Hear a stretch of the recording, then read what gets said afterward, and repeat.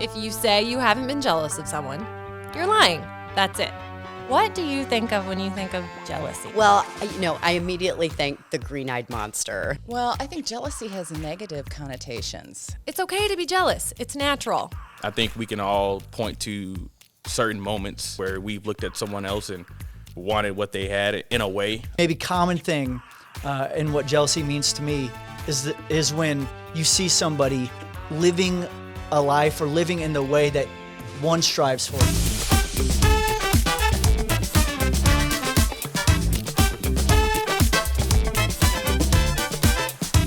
Welcome to Jealous Podcast, presented by Bing Bang.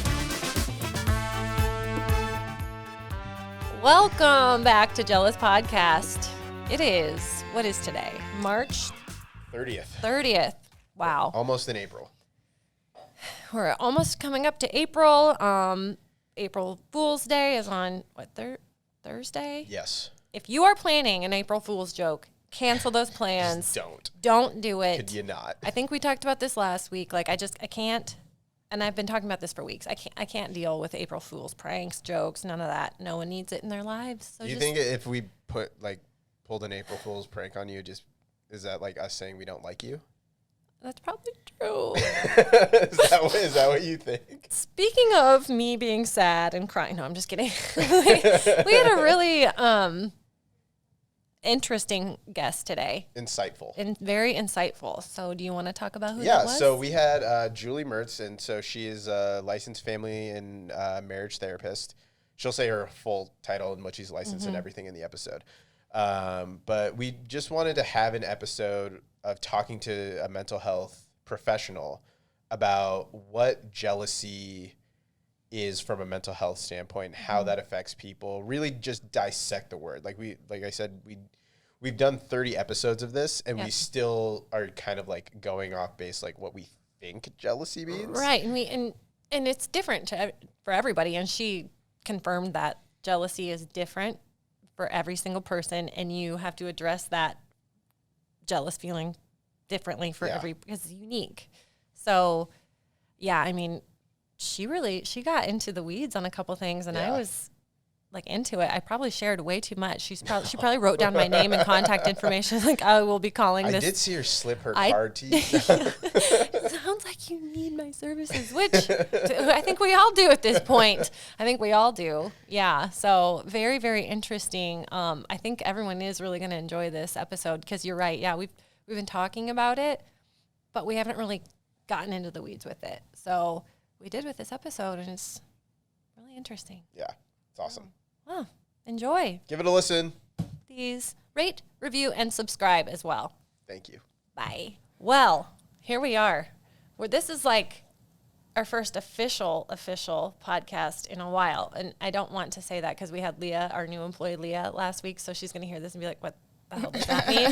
Rude. So that was kind of rude. But yeah, we took a little bit of a hiatus. We've been extremely busy around here. It's a good problem to have. But now we're back. Yay. And Jealous we're back Podcast with coming Jealous back. Podcast coming back. And we're back with Julie. Yay. Can you just introduce yourself a little bit? Just say who you are, what you do, and then we'll roll right into it. Cool. Yes, I'm Julie Mertz. I am a licensed marriage and family therapist. I am also trained to be a trainer of PCIT, which is parent-child interaction therapy. I'm a 200-hour yoga teacher and a co-owner of Ampersand Holistic Wellness, where we do therapy, obviously, and teach yoga there. So, So my partner and I, we see mostly adults. I see couples, families. We see some adolescents as well. And then the yoga that we teach is a bit different than maybe a typical yoga class that individuals have been to before.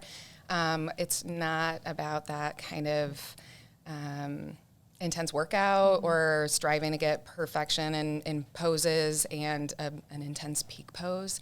It's more about tuning into yourself, really having the hour to devote to that self-care. And each week we theme it with a social emotional need that we kind of see in not just our clients, but all around us. So, yeah. Wow, that is so cool. Yeah. I didn't know that part about it. I knew a little bit of your background, but I didn't know that part about it. Yeah. So cool. Yoga. I've done yoga on tape. Yo- Yeah. And that's about it. I've done yoga on YouTube. Yeah. That counts. That Yeah, counts. that's really, really interesting. How did that all come about? How did you know that this was your path? And Oh, life? geez. Well, I mean, I got my undergrad at University of Iowa in psychology, and turns out you can't really do a ton with a BA in psych.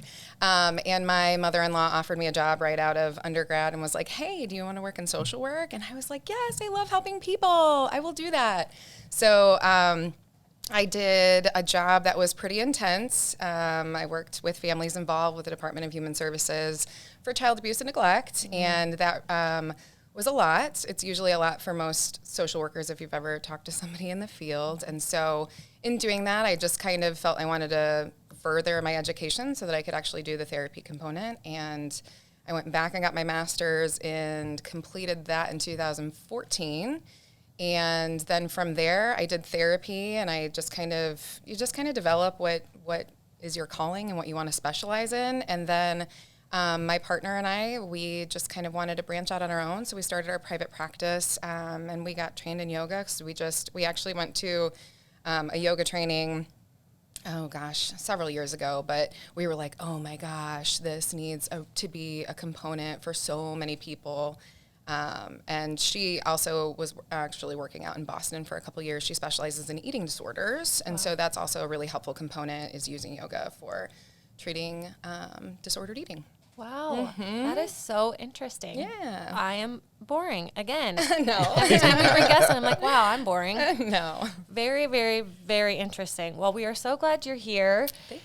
And so, Jealous Podcast, from the very, very beginning, we named this podcast Jealous, but really it's to get to the bottom of, why people feel like envious or jealous of other people and what that really means. But we really wanted to bring in like a mental health professional to talk about really what that means. Sure. Like, why do people feel jealous? Where do those feelings come from? Is jealous actually an emotion, or is it just stem off of something else? So there's a lot we want to cover today. We're really excited, but we always ask at the top, what does jealousy mean to you? So I'm really interested in what that word means from someone like you, to someone like you. Yeah. Okay, so there is a difference between jealousy and envy. And jealousy is more about that feeling that gets evoked in people when they feel something is maybe a threat of taking something from them. So a really good example would be, you might be out to dinner with your spouse and somebody attractive kind of walks close by, and you might even notice your spouse noticed this attractive person, and you're like, this feeling of threat, like, oh my gosh, if that person showed interest in my spouse, would they leave me for them? And so this feeling of like something that I have might be taken from me. You can also think about that in the working world. Somebody new comes into the office and you're like, whoa, this person's got some mad skills. Like, they might take the position that I have, or people might look to them more than they look to me. Mm-hmm. So And then envy is really just kind of this discontent that we have with ourselves, that what we have is not enough. So you go and you look at somebody else's body, somebody else's possessions, somebody else's titles or their achievements, and you say, oh, that is important. It's not something that I have and that I can lose, but I really wish that I had those things. So for those two feelings then, are they always connected, or like does one live without the other?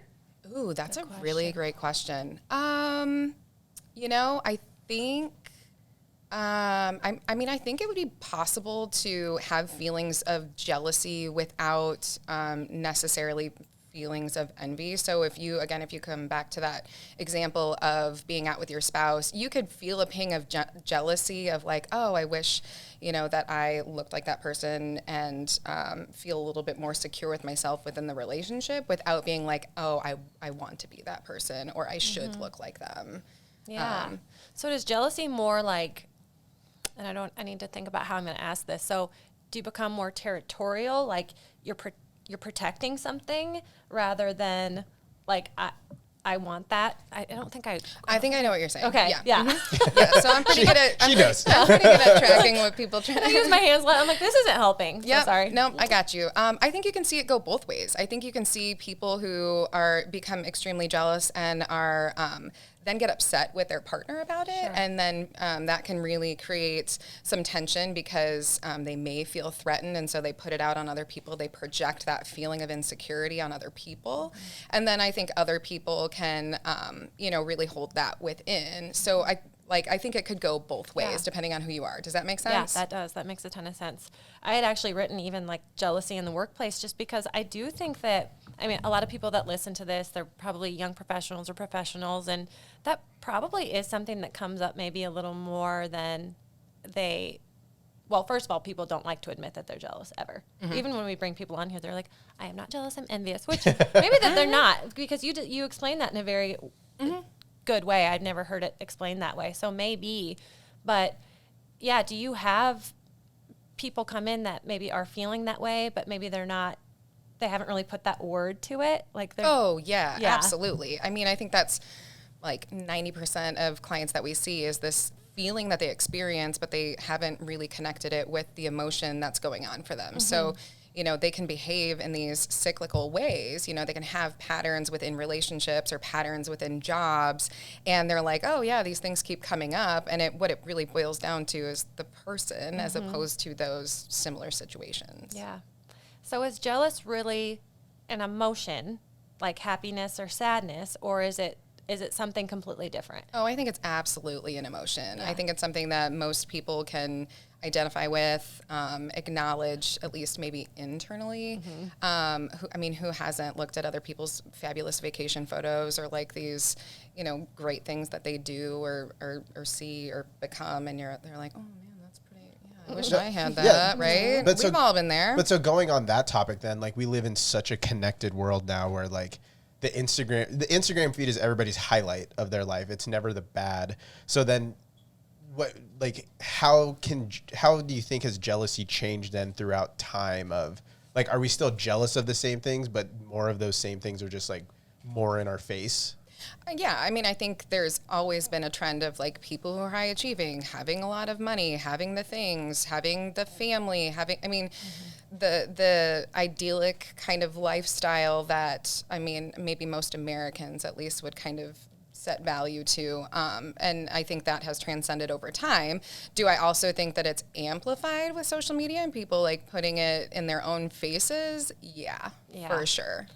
There's a saying I heard on another podcast, of course, and it's like... Was it a murder podcast? It actually wasn't. It's called Family Secrets, and it's really good, by Danny Shapiro. Plug.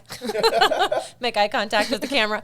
No, you're comparing and I think I've said it on here before, when you're scrolling and you're seeing this stuff, you're comparing your insides with other people's outsides. And I'm like, that is such a great thing, I think, for people to remember, because you're just seeing, again, highlight reels, and you're comparing and you're getting these feelings, and you're like, well, I don't have that. So yeah, are there ways that you give people when they come in and they may be struggling with jealous feelings? Are there like tools that you give them to help combat that or to deflect that? I think every person is completely unique. And so while we might have similar things and similar paths that we choose for clients to kind of help them, the base of it is always figuring out, where does this stem from for them? Because it could be something from childhood. It could be something from an experience in high school or college or in their professional career. And it's more important to figure out the root of it, as opposed to, there's this one thing that everybody can try to do and it's going to work most of the time for everybody. Yeah. I'm glad that you said that, because not all issues like that are Googleable, No. Like you can't just be like, I don't want to be jealous anymore. What can I do? So that's why people like you exist. Yeah. We're so glad that you do. So on that, so like if you're talking about finding the stem of where that jealousy, like what are the root? The root. Yeah. Mm-hmm. That's a scientific term. I feel like the stem kind of like...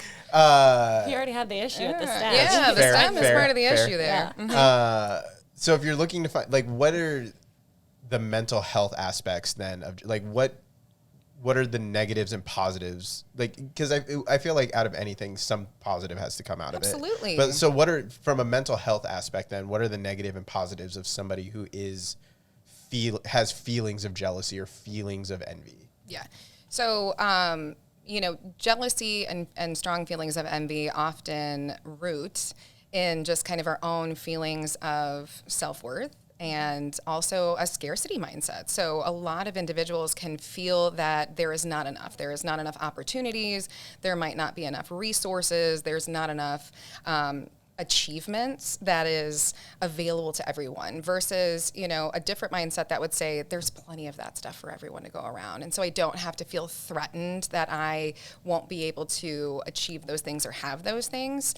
And so if you're stuck in the scarcity mindset and you feel like there isn't enough, and you also maybe have this negative core belief that you're not deserving or you're not enough, it all kind of plays into that. Then you see these other things and they're right in front of you and other people have them and you wish you had those, but you're likely not going to be able to achieve it. And that can it tears people apart. It tears relationships apart.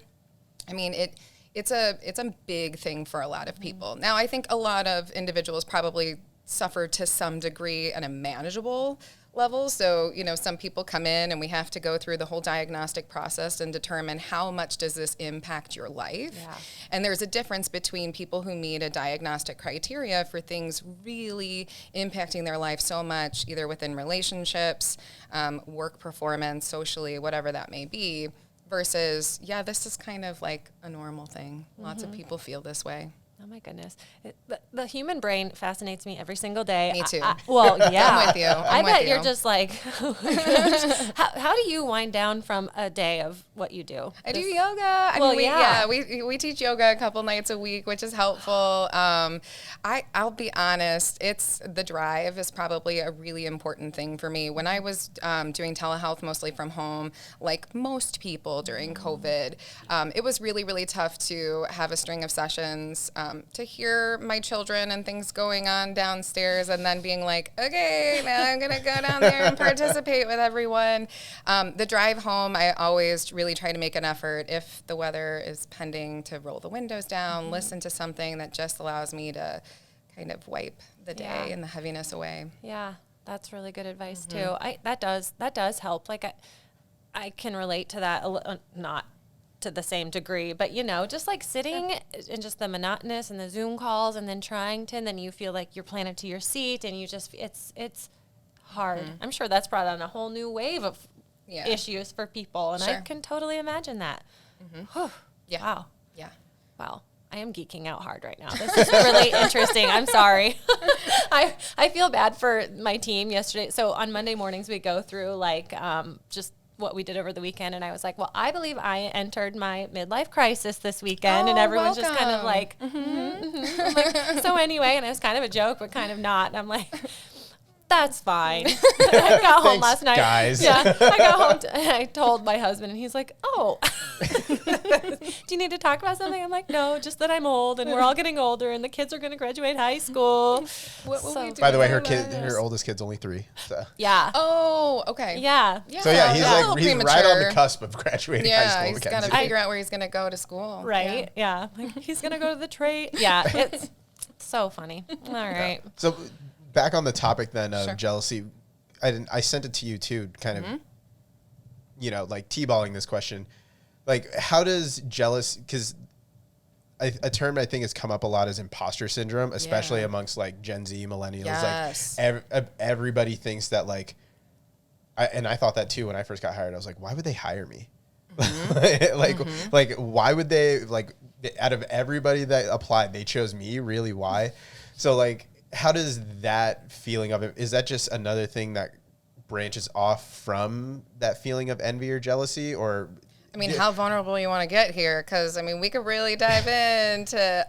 okay. Full disclosure. So, like, I was going to therapy last year, and Julie was my therapist, so that's why I wanted to bring her on. Yeah. Not for my own things, but, like, I thought her stance on a lot of this stuff would be really interesting to hear. But now that we're here, so not necessarily for me, but, like, I feel like that's a feeling that a lot of people feel. So how do those two things kind of interact with each other. Yeah. So also like the whole imposter syndrome, that was never anything that I was taught in That's not like an actual that's not an or actual grad medical school. term. I'm pretty sure that just came from Twitter. I'm not sure where it really originated, but it essentially is this feeling that the things that we have are not things that we're worthy of or deserving of. And so similar to, you know, that scarcity mindset or feeling like there isn't enough for other people or that we're not going to be able to obtain or achieve the things that we need. When we have them, we still think, oh, well, we don't deserve this. I'm not good enough for this. And that is also rooted inside. I mean, most of this stuff, you guys, is inside jobs. Like, it's not going to be, oh, if I read this book and if I, I don't know, go and take a class or I follow this account or I listen to this podcast, like that's going to go away. It's really boiling it down to when did that message even get planted in my mind and what kind of along the way helped grow it? Because when you figure that out and where it really comes from, then we know the messages that you have to tell yourself and the things that you need to do and physically with your body or even mentally, you know, with your mind, tell yourself, because you'll just continue to accept those messages that you give yourself because, you know, you don't know any different. And the brain just always does what it's always done. It won't do anything differently unless you make an active choice to think differently and to do differently. Yeah. Well, and I think that imposter syndrome definitely falls in, especially here at like Bing Bang or any creative world, because everything is so subjective to the eye sometimes that we're just sitting there, we're like, is this good? Yeah. I've said that so many times after an edit where I'm like, did I do a good job on the edit? Like, is this good? I'm not entirely sure. But, you know, and you were kind of talking about too the pros and cons of it. And I will say a pro to feelings of a bit of doubt or uncertainty is really helpful within the creative field. I mean, have you ever met somebody who's really creative, but they're so full of themselves that you're like, ugh, like I don't want to like that. Like that's an good. artiste. Yeah, but right. He won't even show his face. Yeah, but there are other people too that, you know, they are really, really good and well respected. And even those individuals feel a sense of like pressure, or is this enough? Or is this good? I think most, not even just in the creative field, I think if you look at people that do, you know, very like black and white jobs too, I think there's still that high expectation. Is what I'm doing enough? Do people see it? Do they acknowledge it? Yeah. And I mean, I feel like the imposter syndrome thing too, like, I don't know if it's because communication is different than it used to be. And just even like in organizations, like couldn't just like asking some of those questions you're asking yourself, like help, like to ask your manager, to ask your coworker, does that help? Or like, I feel like for us, like that shows a sign, maybe just because I'm a dude, like that shows a sign of weakness. Like if I ask the question, I know I've asked the question, but I would think like that shows a sign of weakness that. There's like, no way that shows a sign of weakness. You're well, just asking a question. Well, no, because I want to be like confident in what I'm doing. It feels like it's seeking approval or seeking appraisal or that we kind of can talk about those 5 languages of love that people are also like, there's a lot of buzz about too. Yeah. But I do think, I believe in the languages of love. And if people who their primary love language is words of affirmation, people telling them, you know, thank you for what you're doing, you did a really good job with it, then those individuals in those situations where they don't have that may feel very like insecure about it. And so, yeah, depending on the personality and the temperament of an individual, those words can be a lot more helpful and beneficial, or something that you'd go to the extra length to have, as opposed to another person who doesn't necessarily seek that kind of need. That's so, people are so complex. So I asked that just being like, duh, because I do think that I probably, and I've never done the love language thing, but I do think I probably am words of affirmation, because I like to hear that I'm doing a good job. And when people don't like me, it rips me apart. And I like want to make that person like me. Oh my gosh, I need to make an appointment with you. It sounds like there's a lot, but seriously, so that's funny. I mean, yeah. What is your love language? Do you know what your love language is? I've done the test before. I think I know my wife's. Hers are words of affirmation and acts of service. Do you want the other ones? Go for it. Physical touch, gifts, acts of service. Oh man. Words of affirmation, quality time. Oh, okay. I think mine is touch and quality time. So you have the ones you like to receive and the ones that you like to, or they. I know the ones I like to receive. We usually give love in the best way that we receive love. So Yeah. if you think about your partner and you think, I'm a words of affirmation person, you probably are pretty good at giving those words of affirmation to other people, even though sometimes your spouse is not that love language. And so, we talk about that in couples therapy too. Maybe you're giving love in a way that they're not best receiving it. Yeah. And so they might feel insecure about their relationship, and that might create some. And then that goes to jealousy. Oh my God, now here we know. are back at the circle. It's tied together. It's all connected. It's all connected. Oh my gosh. Well, yeah, but so if someone truly feels jealous, and I want to know, like, we might have to rename this podcast. If someone truly feels jealous, is there any positive out of actually feeling jealous? Well, I think it depends on how mature and I guess self-aware that individual is. I think a lot of people act on the initial emotion that they feel with it without really processing, again, where is it coming from? Because it may, like most emotions that we feel that are uncomfortable, it's typically coming from a place of protection or insecurity within ourselves. So you can think about that with feelings of anxiety. Nobody likes that feeling. Nobody's like, oh yeah, I hope you feel anxious today. They wake up and they feel this and it's serving some function for them, but rather than figure out, okay, what is this? What is my brain trying to tell me? What is my body recalling? Is this being a memory that it's trying to protect me of? And being like, all right, I'm gonna hold space for you. And I'm get a little like emotional in saying, I'm going to listen to this and I'm going to accept that I feel this way and trust that, my body's just trying to do, and my brain's just trying to do something to protect me.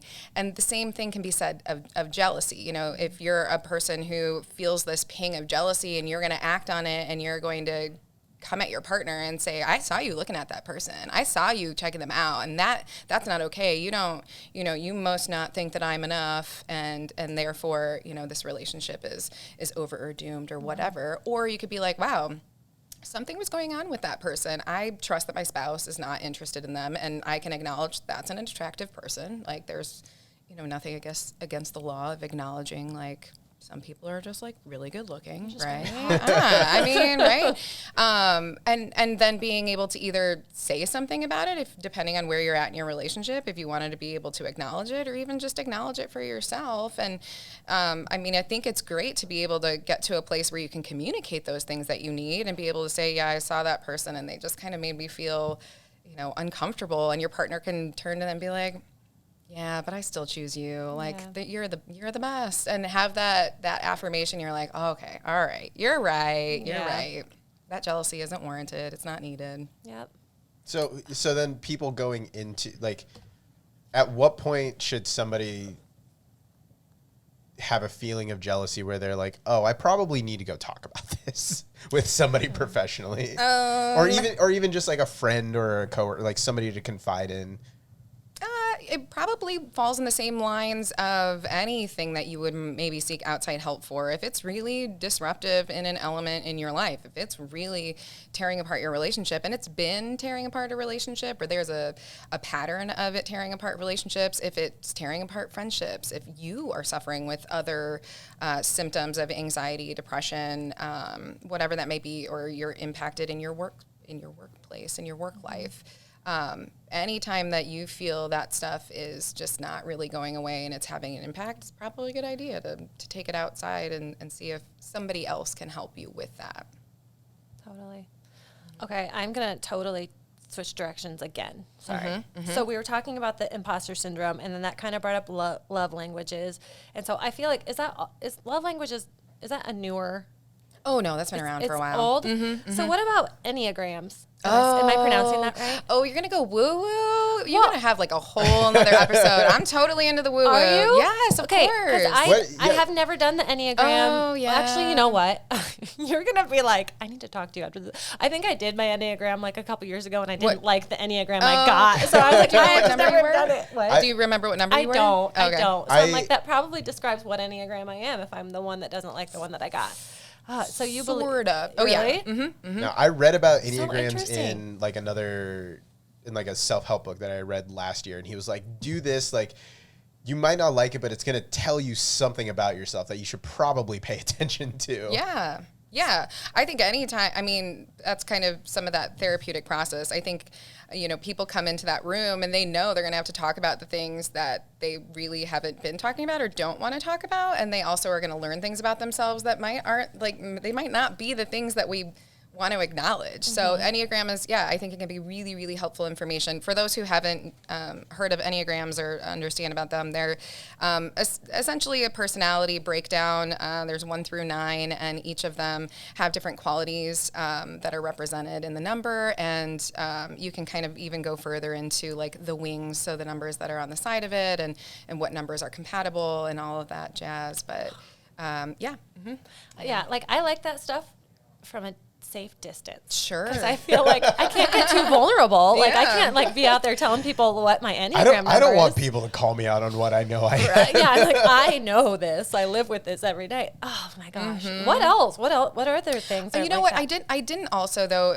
Your original question, which somehow I like skirted around, of like benefits of this feeling of jealousy or envy. It can, like anxiety, it can promote this awareness and actions in ourselves to try to maintain the things that we have. So if you really do have this ping of jealousy at work or something, you might be motivated to work harder, to go and do additional trainings, to brush up on skills, and that can benefit you. I mean, I think it can still provide you this sense of growing, that you're never at a place of complete achievement in skills and personal development, that you can continue to have a little fire under your ass to like do more, learn more. So would you say that like could jealousy kind of spark that like fight or flight response in everybody?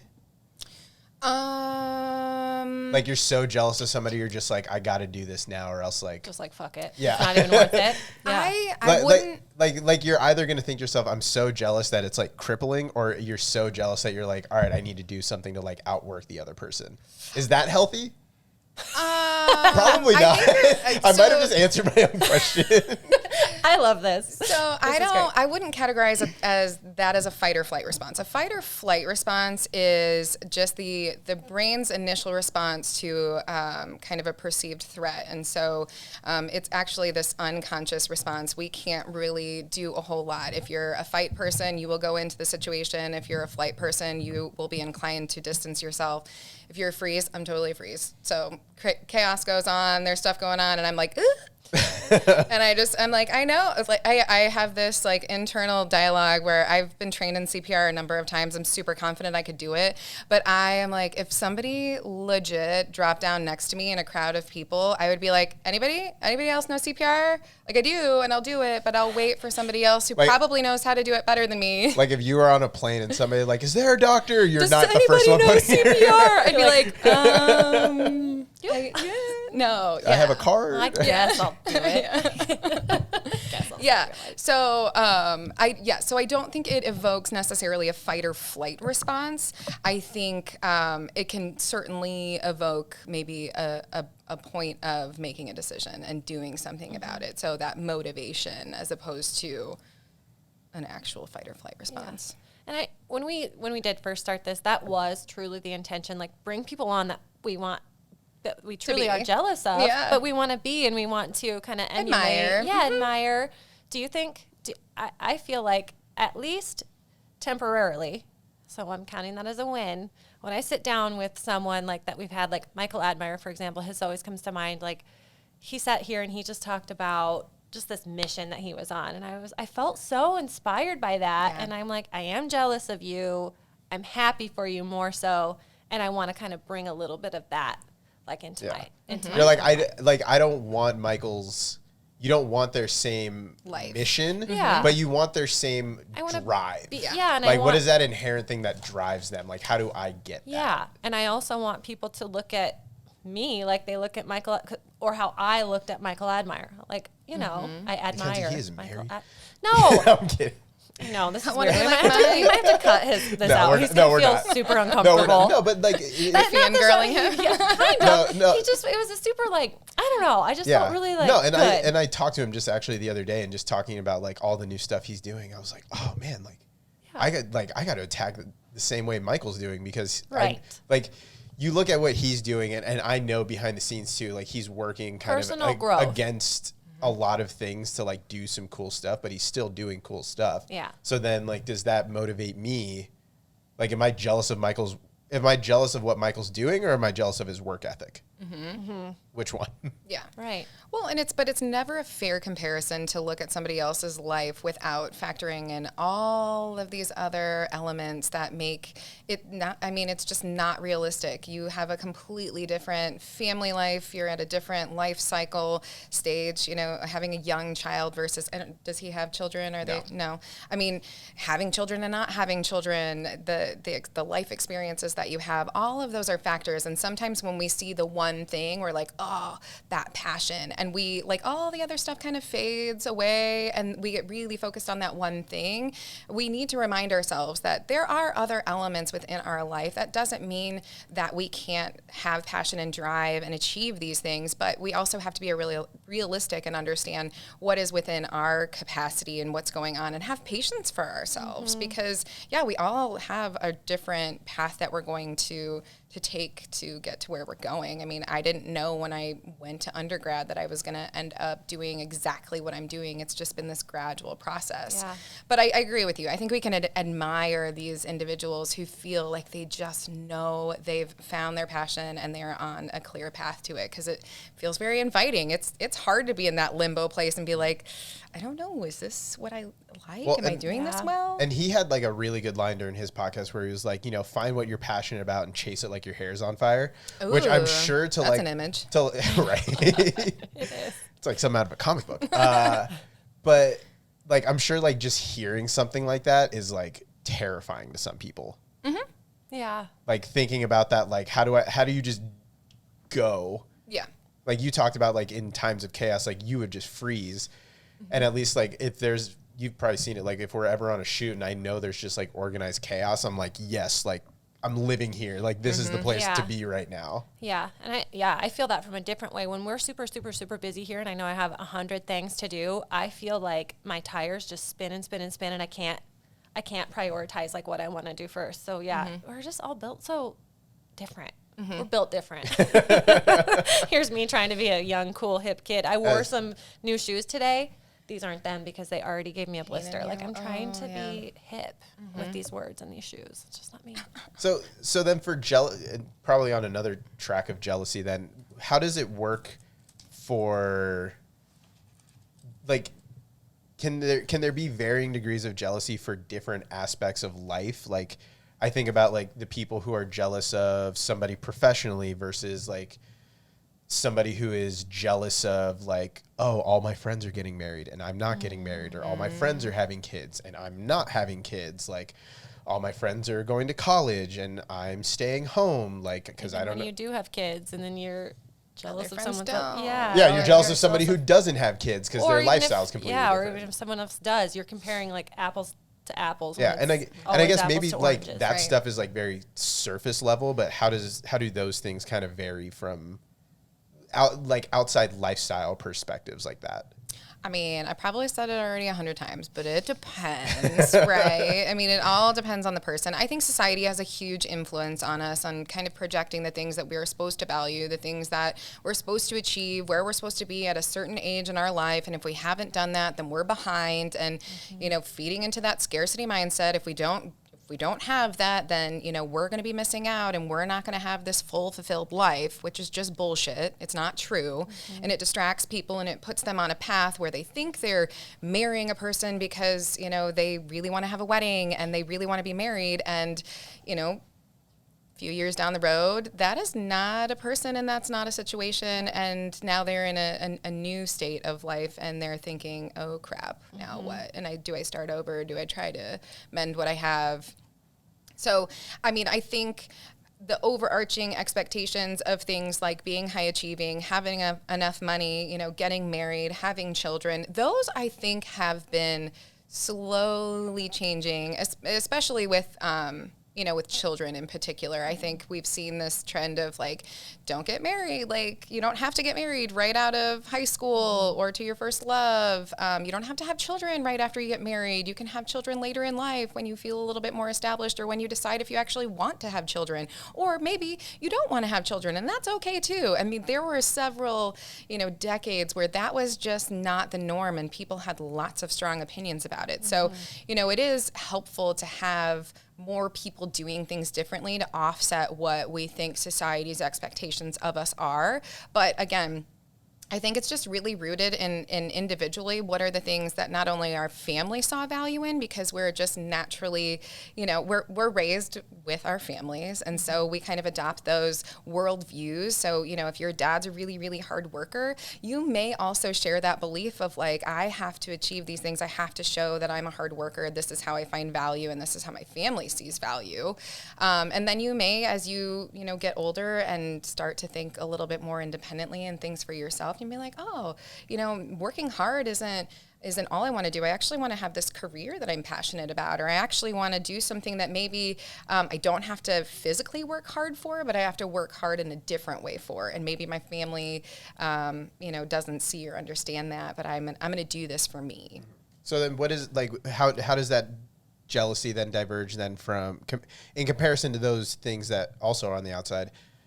Like, I'm jealous of Michael Jordan because he's a great basketball player. Sure. I mean, but I'm amazing. I'm also jealous of my dad because he can build things. Like, is there a difference there? Is there a difference in the type of jealousy Yeah. that you have? Well, I mean, no offense, but I don't think you're ever gonna rise to You're probably right. the achievements of Michael Jordan. But do I think that you could probably learn to build things from your dad? Yeah.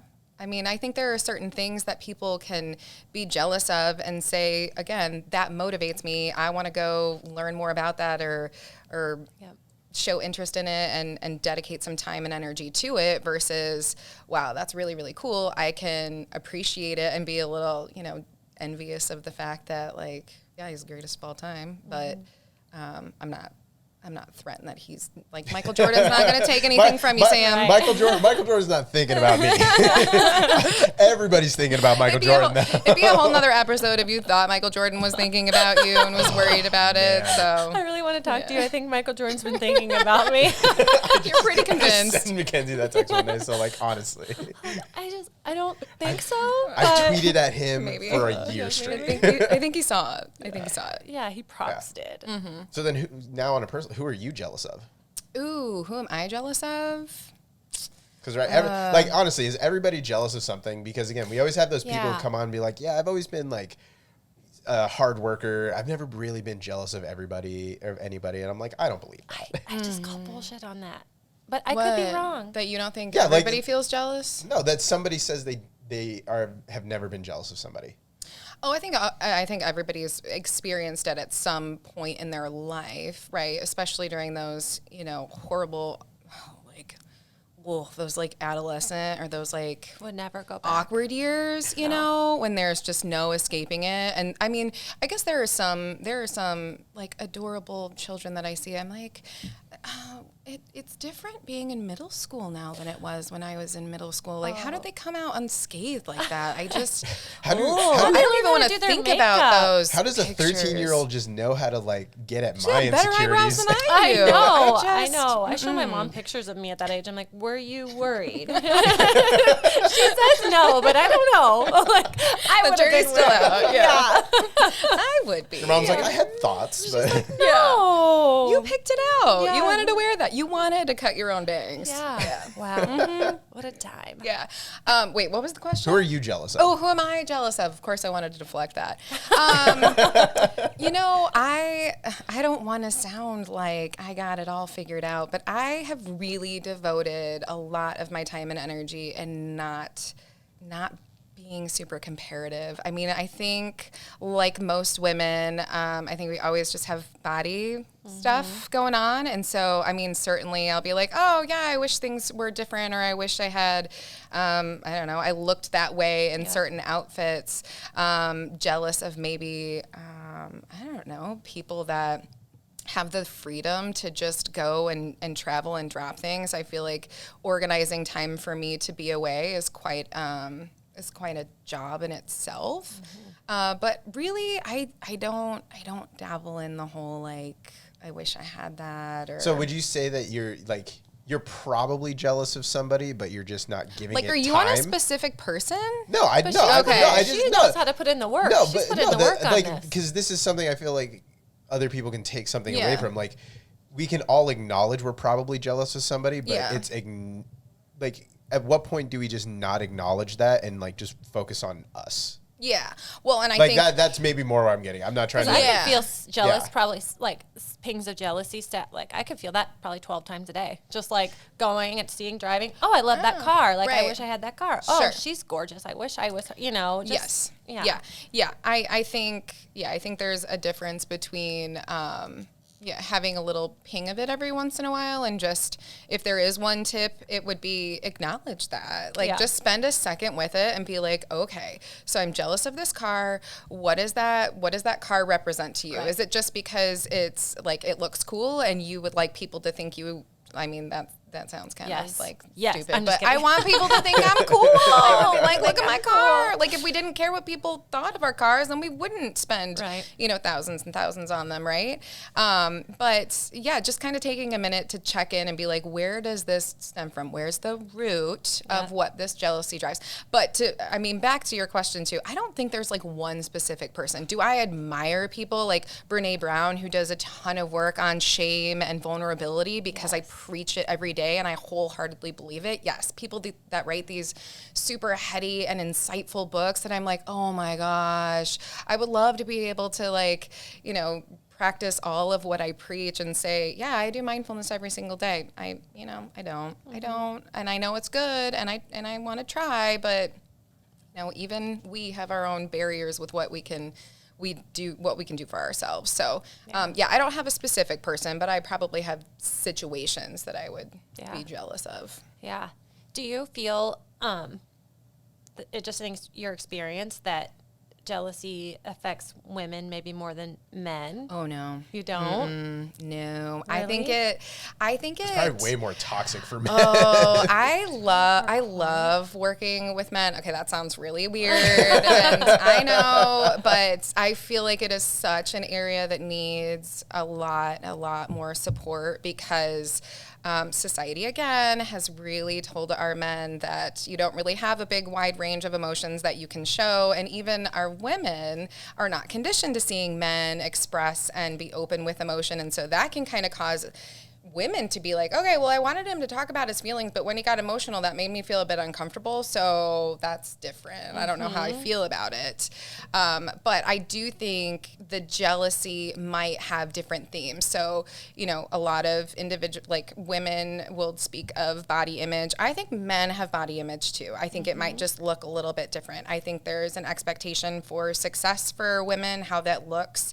And I think the same exists for men. Are there maybe different themes that kind of fall into more masculine and feminine roles? Maybe, but it's kind of like drama. Like we all like to be like, oh, girls like to talk a lot of drama. I'm like, boys like to talk a lot of drama too. Do they ever? They do. They love it. Sure do. Oh my goodness. That's raising boys and being married to a man. I'm like, you are drama. All Right. of you. I call the baby Donnie drama. Wait, which one, Cash or Cash. Cage? They can both. It's interchangeable. I'm like, you're both little Donnie dramas because they are. They're just, Oh yeah. it's innate. Nobody's excluded from it. Safe. Nobody's safe from that drama or that jealousy. 2 pieces of advice that you would give to somebody. Okay. So first piece of advice is whenever you maybe get to a place where you are feeling unhappy with yourself, I would really encourage you to just sit with, where is that influence coming from? Is this coming from, again, a scarcity mindset or a feeling of comparative thoughts that you're looking to other people and you don't feel like you measure up in comparison to those people? Because you will never be at the same level of other people, and nor should you be. I mean, you won't find happiness doing the same journey as somebody else, right? So really just kind of calling to question where your unhappiness really comes from. And the second piece of advice, I would say, I'll do a little plug for mental health. You know, if you feel like something is too difficult for you to manage on your own, like maybe you've tried to seek out reading some things or talking to other people and it's just not really making a shift, go see a therapist. Like it doesn't have to be your symptoms are so extreme anymore for you to like be okay seeking out therapy. There are people that just have different things at all points in their life, or maybe just want to continue some personal journey of growth within themselves. And there are therapists that are available to everybody. And also, I mean, the relationship with the therapist is super, super important. So if you do seek somebody out and you're just not feeling like it's vibing, if you've never done therapy before and you don't really know what to expect, you should at some point feel comfortable talking about those things. And if you don't, your therapist will never be upset with you if you just say, you know what, I think maybe I'm going to continue my search and find somebody that's a better fit. That is what, like, don't stay in therapy if you don't feel like it's helpful. Yeah. Wow. Can't confirm. 10 out of 10. Go to therapy. It's awesome. 10 out of 10. 10 out of 10. I don't know, like if just like there used to be maybe a stigma around it, I feel like, and I want to know your opinion, is there a stigma like that's falling off? I think there's still a stigma. Yeah. Again, I think there's probably a stigma around men's mental health more than women. I think a lot more people have been more outspoken. And with COVID, you know, everyone's kind of like, oh, like it's okay now. So, you know, it's kind of like in a positive way, COVID really allowed services to be accessible to people, and everyone kind of had this shared, you know, trauma that we were all going through together with this pandemic. And so, yeah, I mean, I think there is always a bit of a stigma around mental health, but I think the more we continue to talk about it and normalize things and normalize the uncomfortable feelings like jealousy and shame and guilt, then people say, oh, yeah, okay, so I don't have to be scared to say those things out loud and maybe go get some help with it if I think I can't do it on my own. Right. Awesome. Well, Julie, thank you so Thank much you for being so here. much for This being was a ton of fun. Yay. I loved this episode. No, it was really fun just like unpacking this word that we've been talking about for 30 plus episodes. Yeah, exactly. Yeah, so thank you so much. And do you bill us by the hour or? Yeah, right. All right. I'll send you a statement. You already have my insurance information. Right. You're fine. Awesome. Well, thank you so much. Yes, thanks, guys. Bye-bye. Bye. Bye.